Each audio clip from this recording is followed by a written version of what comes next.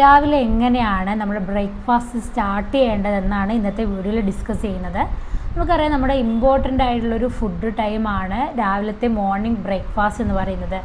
അപ്പോൾ നമ്മുടെ ശരീരത്തിന് ആവശ്യമായുള്ള ന്യൂട്രിയൻസും പ്രോട്ടീൻസും ഒക്കെ നമ്മൾ ഈ രാവിലത്തെ ബ്രേക്ക്ഫാസ്റ്റിൽ ഇൻക്ലൂഡ് ചെയ്യാൻ വേണ്ടിയിട്ട് ശ്രദ്ധിക്കണം. മോർണിംഗ് തന്നെ അധികമായിട്ടും അരി ആഹാരങ്ങളാണ് യൂസ് ചെയ്യുന്നത്.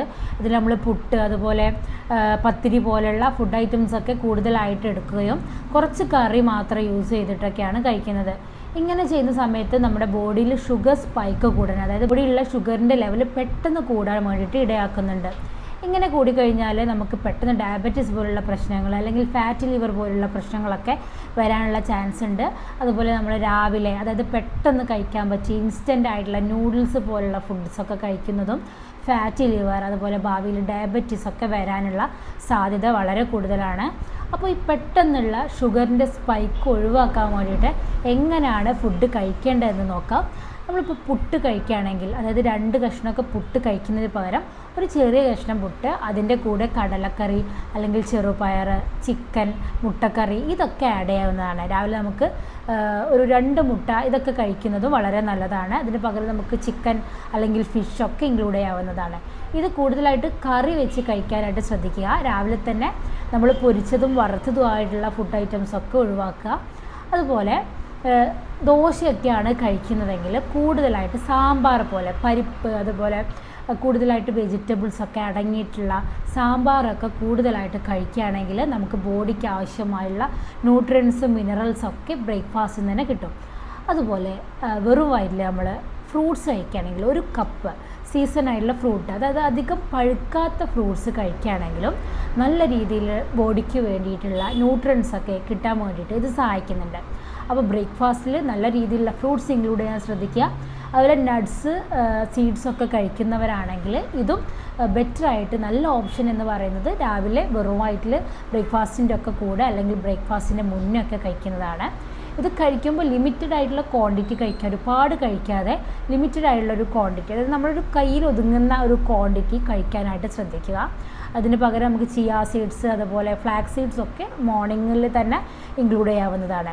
അന്നത്തെ ദിവസം മൊത്തം നല്ല എനർജറ്റിക് ആയിട്ടിരിക്കാനും നല്ല ഫ്രഷ് ആയിട്ടിരിക്കാനും ഈ ഫുഡ് ഐറ്റംസൊക്കെ നമ്മളെ ഹെൽപ്പ് ചെയ്യും. മറ്റൊന്ന് പറയുന്നത്, ഈ ഇൻ്റർമീഡിയറ്റ് ഫാസ്റ്റിംഗ് ചെയ്യുന്ന ആൾക്കാരിൽ കാണുന്നൊരു മിസ്റ്റേക്ക് എന്ന് പറയുന്നത്, രാത്രി 11 മണി വരെ അവർ ഫുഡ് കഴിച്ചിട്ട് പിന്നെ ആ ഒരു ഫാസ്റ്റിങ്ങിലേക്ക് പോകും. ഇങ്ങനെ പോകുന്ന സമയത്ത് മോർണിംഗ് നമുക്ക് എനർജിക്ക് വേണ്ടിയിട്ടുള്ള ഫുഡ് കഴിക്കുന്ന ആ ഒരു ടൈം നമുക്ക് മിസ്സാവും. ഇതിന് പകരം ഇൻ്റർമീഡിയറ്റ് ഫാസ്റ്റിംഗ് എടുക്കുകയാണെങ്കിൽ വൈകിട്ട് ഒരു 5 മണിയോട് കൂടിയൊക്കെ ഫുഡ് സ്റ്റോപ്പ് ചെയ്തിട്ട് പിന്നെ നമുക്ക് രാവിലെ ബ്രേക്ക്ഫാസ്റ്റ് സ്കിപ്പ് ചെയ്യാത്ത രീതിയിലുള്ള ഫാസ്റ്റിംഗ് എടുക്കാൻ വേണ്ടിയിട്ട് ശ്രദ്ധിക്കുക. അതുപോലെ കുട്ടികൾക്കൊക്കെ ബ്രേക്ക്ഫാസ്റ്റ് കൊടുക്കുമ്പോൾ അവർക്കൊരു ഹെൽത്തി ആയിട്ടുള്ളൊരു ഹാബിറ്റ് ഫോളോ ചെയ്യാനായിട്ട് ശ്രദ്ധിക്കുക. അതായത് ചോക്ലേറ്റ്സ്, കേക്ക്സ്, ബിസ്ക്കറ്റൊക്കെ രാവിലെ കൊടുക്കാതെ അവർക്ക് വേണ്ടിയിട്ടുള്ള നല്ല പ്രോട്ടീനും അതുപോലെ ഫൈബർ റിച്ചൊക്കെ ആയിട്ടുള്ള ഫ്രൂട്ട്സ്, അതുപോലെ കടല, അങ്ങനത്തെ ഒക്കെ കുട്ടികൾക്കും കൊടുക്കാൻ വേണ്ടിയിട്ടും അവർക്ക് നല്ല ഫുഡ് ഹാബിറ്റ് കൊടുക്കാൻ വേണ്ടിയിട്ടും ശ്രദ്ധിക്കുക. കൂടെ ഒരു 2 to 3 ലിറ്റർ വാട്ടറെങ്കിലും കുടിക്കുക. രാവിലെ മോർണിംഗ് തന്നെ നമ്മൾ വാട്ടർ കുടിച്ചിട്ട് സ്റ്റാർട്ട് ചെയ്യുന്നതാണ് ഏറ്റവും നല്ലത്. ഇത് കോൺസ്റ്റിപ്പേഷൻ്റെ പോലത്തെ പ്രശ്നങ്ങളൊക്കെ ഉണ്ടെങ്കിൽ അതൊക്കെ ക്യൂർ ചെയ്യാൻ വേണ്ടിയിട്ട് നമ്മളെ ഹെൽപ്പ് ചെയ്യും. കോമൺ ആയിട്ടുള്ളൊരു മിസ്റ്റേക്ക് പറയാം, ഫുഡിൻ്റെ കൂടെ ചായ അല്ലെങ്കിൽ കാപ്പി കുടിക്കുന്നത്. നമ്മൾ ബ്രേക്ക്ഫാസ്റ്റിനോട് കൂടെ തന്നെ ഈ ചായയോ കാപ്പിയൊക്കെ കുടിക്കുമ്പോൾ ബോഡിയിലുള്ള അയേണിൻ്റെ അബ്സോർപ്ഷനെ, നമ്മൾ കഴിക്കുന്ന ഫുഡിലുള്ള അയേണിൻ്റെ അബ്സോർപ്ഷനെയാണ് ഇത് പ്രിവെൻറ്റ് ചെയ്യുന്നത്. അപ്പോൾ ചായ കുടിക്കണം എന്ന് അത്ര നിർബന്ധമാണെങ്കിൽ ഫുഡിന് 1 മണിക്കൂർ മുമ്പേ അല്ലെങ്കിൽ ഫുഡ് കഴിച്ച് 1 മണിക്കൂറിന് ശേഷം കുടിക്കുന്നതാണ് നല്ലത്.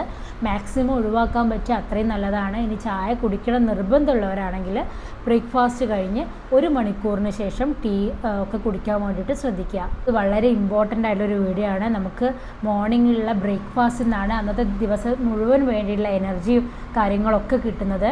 നമ്മുടെ ഓർമ്മശക്തിയൊക്കെ പ്രോപ്പറായിട്ടിരിക്കാനും വർക്കൊക്കെ നല്ല കറക്റ്റായിട്ട് ചെയ്യാനും മോർണിംഗ് ഫുഡ് വളരെയേറെ ശ്രദ്ധിക്കേണ്ടതുണ്ട്. അപ്പോൾ ഈ അറിവ് കൂടുതൽ ആളുകളിലേക്ക് ഷെയർ ചെയ്യുക.